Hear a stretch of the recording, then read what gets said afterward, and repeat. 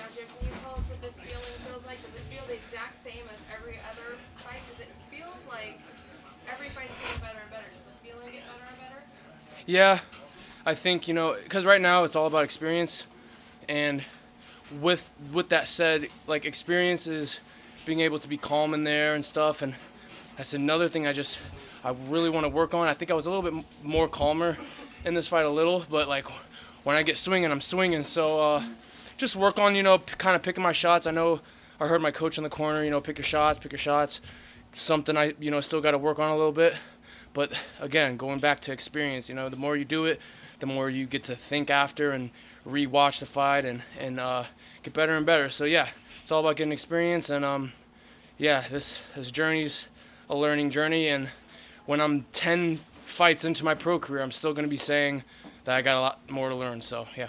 Speaking of that pro career, I know you kind of almost promised us you were turning pro after a win. I know you said in the cage you weren't quite ready, but you'd let us know. I know it's been only 5 minutes, but do you know yet? I don't. I'm going to sit down with my coach. I think I'm ready to turn pro, but I want mutual understanding. I'm not the type of guy to just kind of have my ego take me wherever it wants to go. I want to pick people's brains, see what they think, and then have a mutual agreement, and then make a decision then. Thank you. Biaggio, congrats again on the win. Great to talk to you again. Thank you. Can you talk to us a little bit? You've talked a little bit about the level of comfort you feel in the PFL now compared to the beginning of your PFL tenure.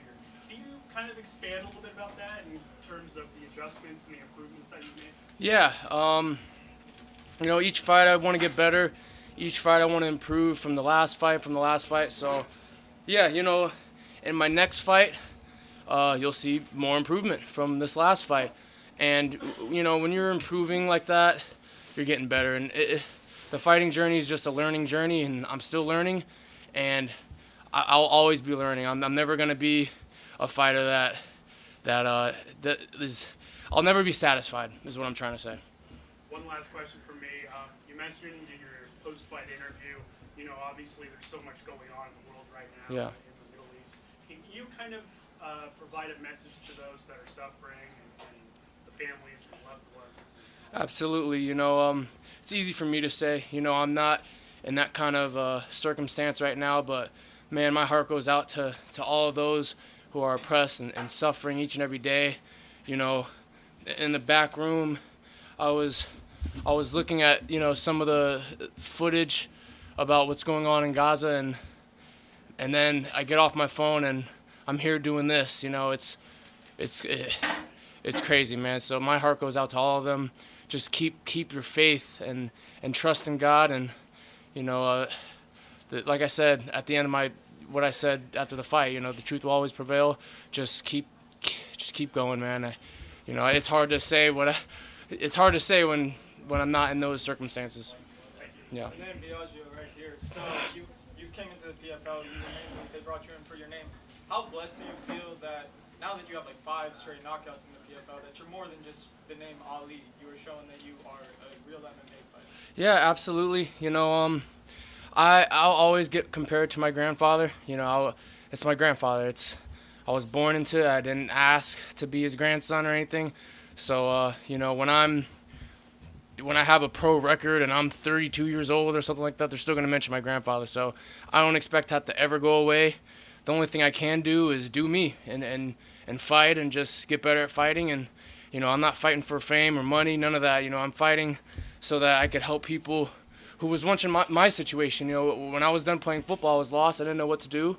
Felt like I had no purpose. And, there's people out there that are going through even worse situations. So, I'm fighting so that I could someday be a mentor to those kind of people and let them know that there's light at the end of at the end of the tunnel, and that there could be brightness in the midst of darkness. Yeah, it's beautiful. Yeah, also, thank I know you. you said you're not sure about the amateur to pro switch, but since you're at Extreme Couture, that's like a big gym out in Vegas, how easier does it make it that you're around guys that are professional and amateurs as well? It really helps.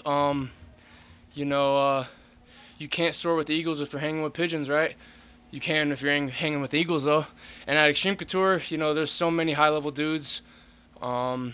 We have 3 current champions in 3 of the biggest MMA organizations in the world.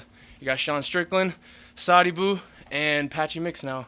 So it just, goes to show just how big of a name Extreme Couture is and what kind of level fighters we have. Of course, man. Enjoy the win. Thank you. I talked to you about your fight. So during the exchange when you dropped your opponent, and of course you was looking for the knock and for the kill.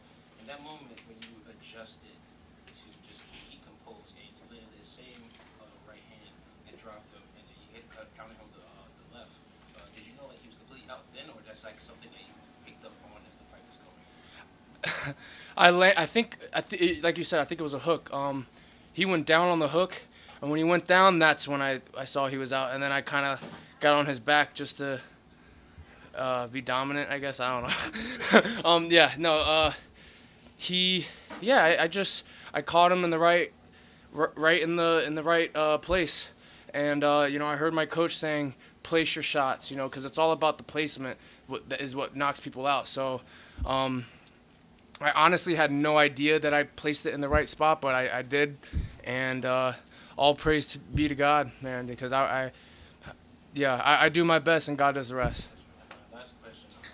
I had the pleasure, me and my friend, pleasure of visiting the African American History Museum. Of course, they have a section dedicated to your grandfather. And you know how they say history repeats itself. He was a big activist, talked about stuff, and the way you did in your post-fight, one call you activist, but you did something similar that he's doing. Yeah. So, of course, talk to me about, like, in a way, you're kind of, in a way, following his footsteps outside of the ring. What does that mean to you? It means everything. I don't believe that this world is like the real life. I believe that the real life is where we go when we die. So that's why I say I'm not fighting for money or fame. None of that. I'm fighting so I could eventually be a mentor, just like my coach Dennis. He's a huge mentor to me, and he's helped me out. And I got into fighting because I was basically just depressed when I was done playing football. So, I want to be a mentor like that to people who were once in my spot or even worse. So, money, fame, you don't take that when you die. You take good deeds, you take how you treated people and the love you can spread and how many people you can help. So that's all I really care about. What's up, Biaggio? We're over here. You got a match. How you doing, man? Did you go to New York? I live in New York. I came here. Oh, okay. I thought you went to New York. I thought you thought the fights were in New York. No. Okay. Okay.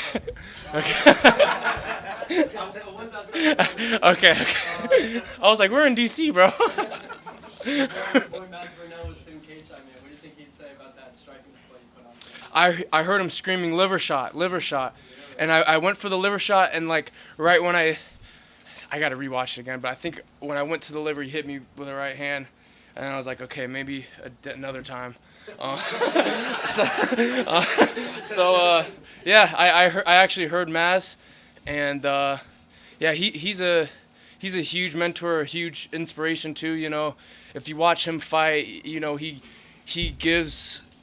in your face the whole time. You can't breathe, like you just gas out. And going into this fight, I knew my opponent. It was his first time on this kind of big stage and stuff, so initially I wanted to give him that kind of pressure and just kind of walk him down. So great friend, great teammate. I look up to him a lot. Yeah. You're nominated for a World MMA award. I think the award shows this month. You're nominated for the Fighting Spirit Award. You know that? Yeah. What would that mean? I don't know how I'm nominated. I'm an amateur. What would that mean to you to take that award home? It's a cool award. That would be great. Yeah. I think there's other people that deserve it more than I do, that are pro, and but I think that's great. I'm honored. Yeah. How proud are you of yourself in this moment? How well do you feel you represent your team, your family, most importantly yourself?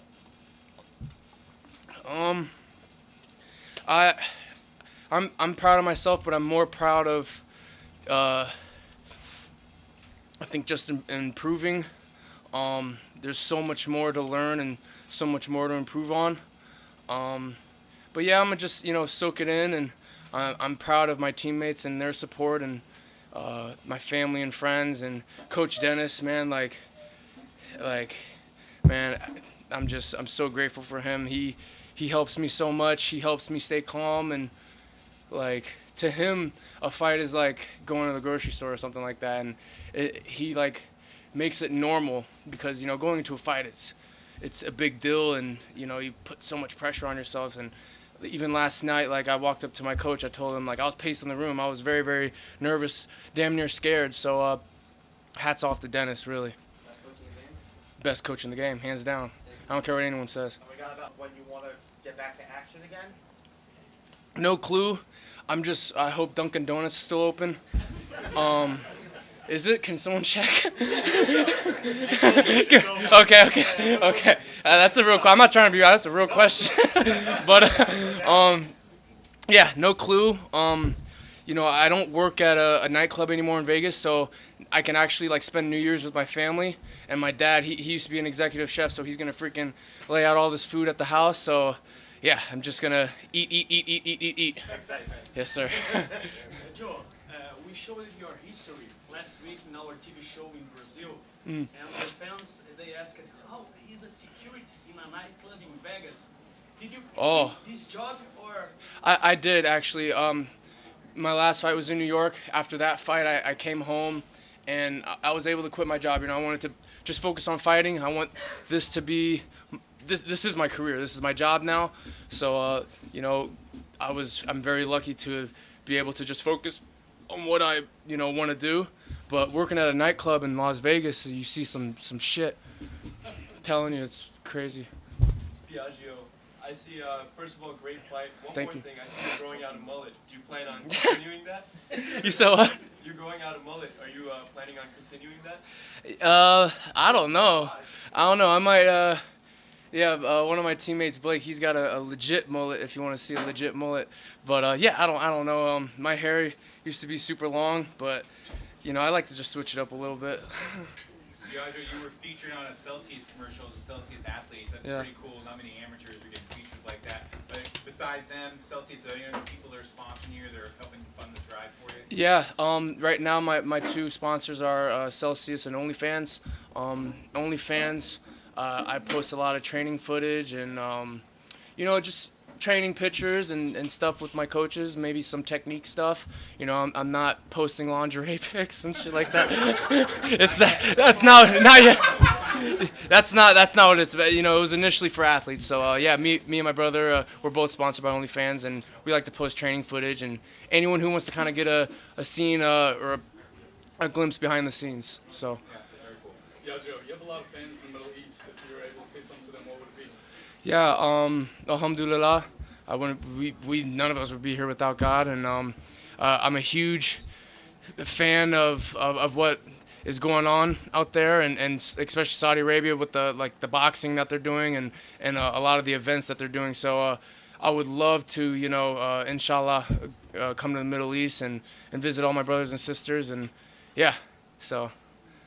Yeah, Joe, I know you said that you're still not anything about pro, you're not going through it. What grade would you give yourself tonight at performance? What rating? What grade? C plus maybe, yeah. I only give myself a C because, like, when I throw, I'm really trying to just put you out. But I gotta just place my shots a lot better.